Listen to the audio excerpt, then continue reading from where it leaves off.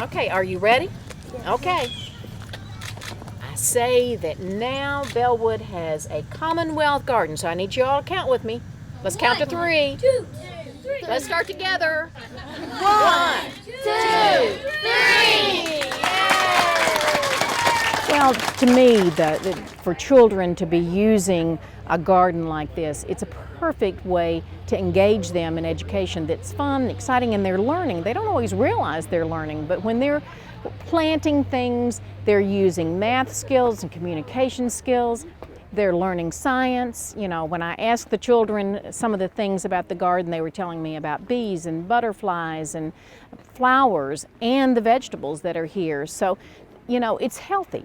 These children get outside, they get to breathe the fresh air, they get to be a part of understanding how food grows or how flowers grow, and then hopefully that encourages them to then consume it and become healthier. You know, we've been trying for the last almost 8 years to get people in Kentucky to get healthier.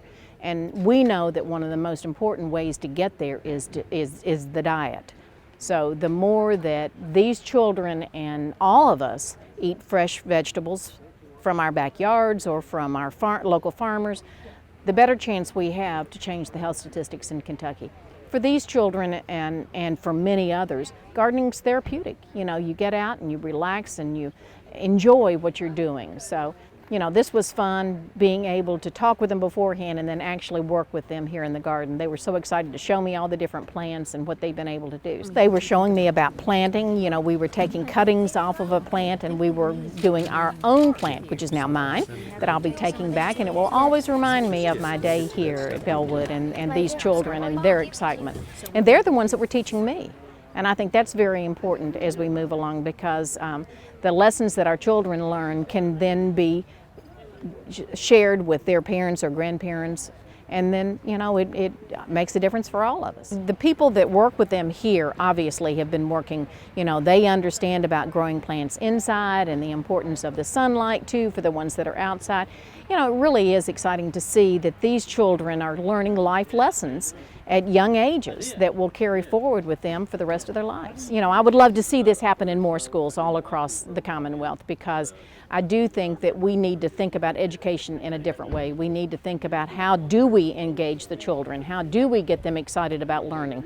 This is one method that is very simple, very easy, and then brings in partnerships within the community. You know, there are a number of businesses here that are participating in helping fund this particular garden and the program. So, you know, we're all in this together. It takes a village to raise the children of Kentucky. What do plants do when we hang them around and we have them all around us? They grow. They grow. The reason I came is for the students that are here. But I want to say to your principal and your CEO and your board members and your superintendent and all the many volunteers that I know that are a part of this school and this garden effort, how much we appreciate you all being a part. I know you've got a lot of corporate sponsors as well who have helped in financing the effort that's gone on here.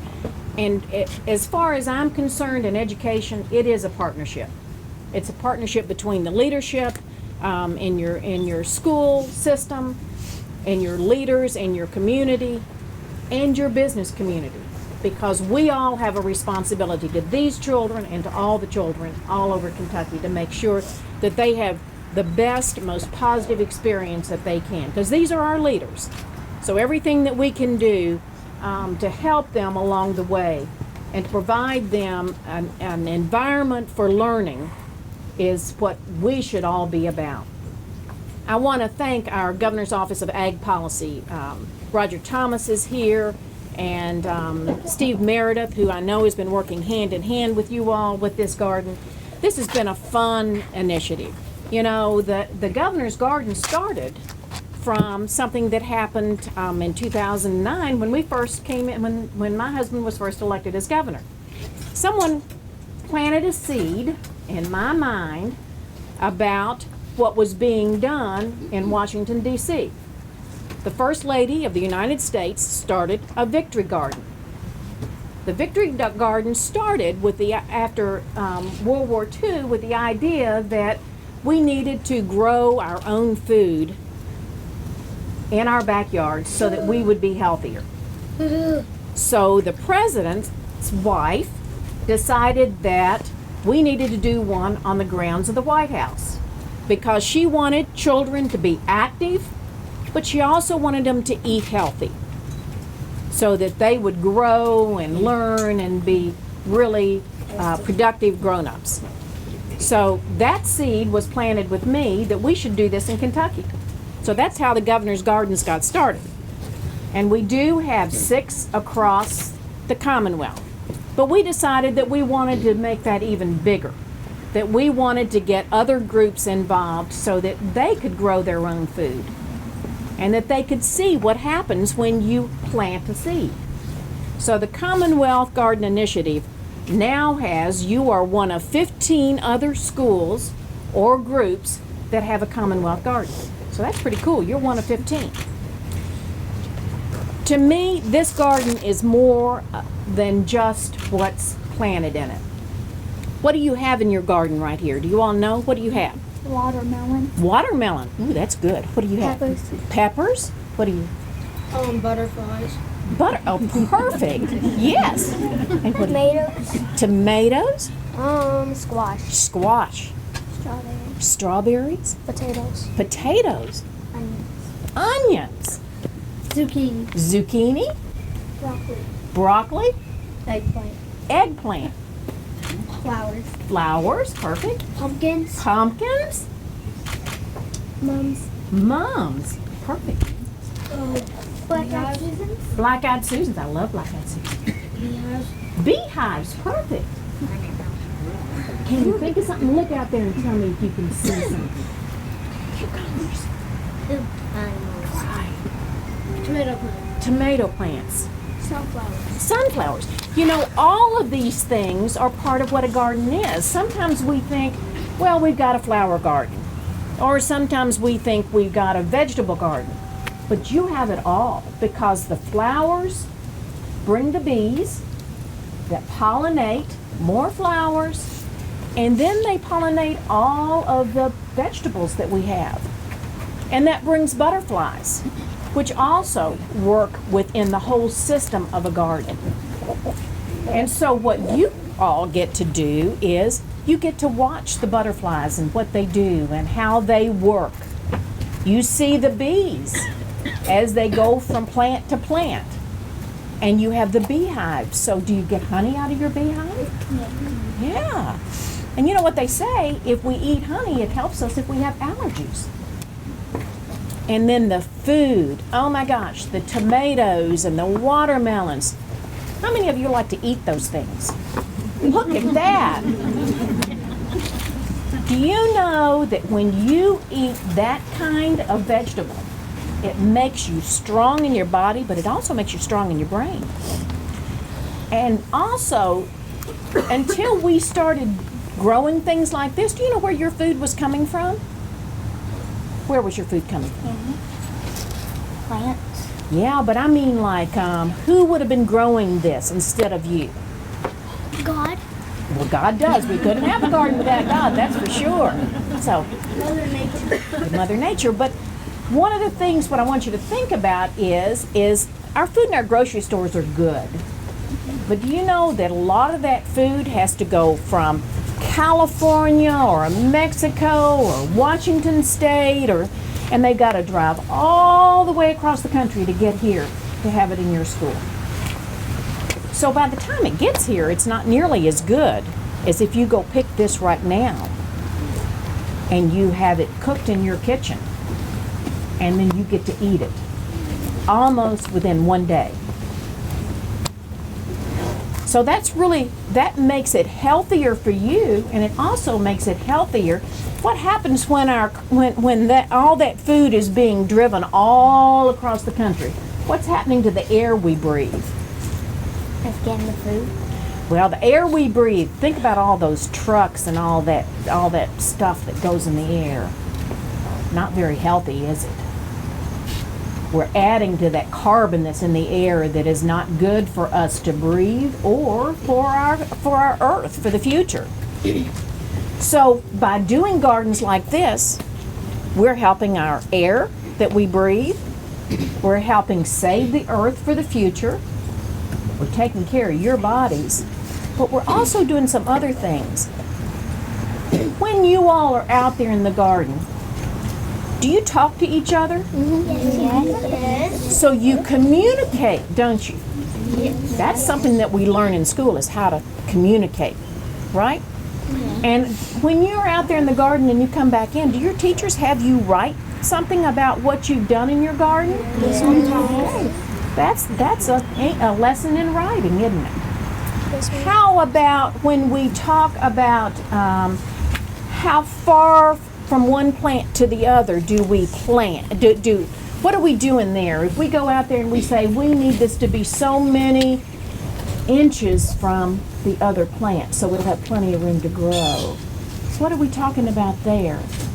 Giving the plant room. Giving the plant room. But what subject are you learning in school that you have to have with that? Science. Math. Math. But science is the other answer, because you're learning about insects and plants and how they grow, and you get to see it from the time that you plant that seed. How many of you been planting seeds out here? All right. So from that seed you plant, how big is your plant now? Like this big. Is it that big now? Yes. So you've been able to watch it and see how much it's growing and everything? And have you not also had to figure out how much water it needs and how much sunshine it needs and all that? So in other words, I think this is a pretty cool classroom, don't you? It's a lot more fun than being inside, isn't it? And isn't it fun to get your hands in the dirt? Yes. I think that's pretty cool. It's okay to get dirty out in the garden, isn't it? Yes. That dirt's good for you. It'll wash off. And it washes off. So there's so many lessons that we can learn just from a garden. All of our gardens that we've been doing too are governor's gardens, and I know you all are using this one a lot in your own kitchens, but our governor's gardens, the other thing that we like to encourage the people to do is when you get a whole lot of produce from this garden, and particularly, who told me you were raising zucchini? All right. Well, I don't know what your plants are like out here, but I tell you what, one time I planted zucchini on my garden, on my farm. I had enough of it that I could have fed everybody in Kentucky. It grows and it grows and it grows and it grows and it grows. So part of that, sometimes when we end up with so much that comes out of here, what can we do with it that would be special? Eat it. Besides eat it. They're right. Aren't there some people out there that maybe don't get fresh vegetables? I was going to say people who don't have enough food. You are exactly right. That's what I was going to say.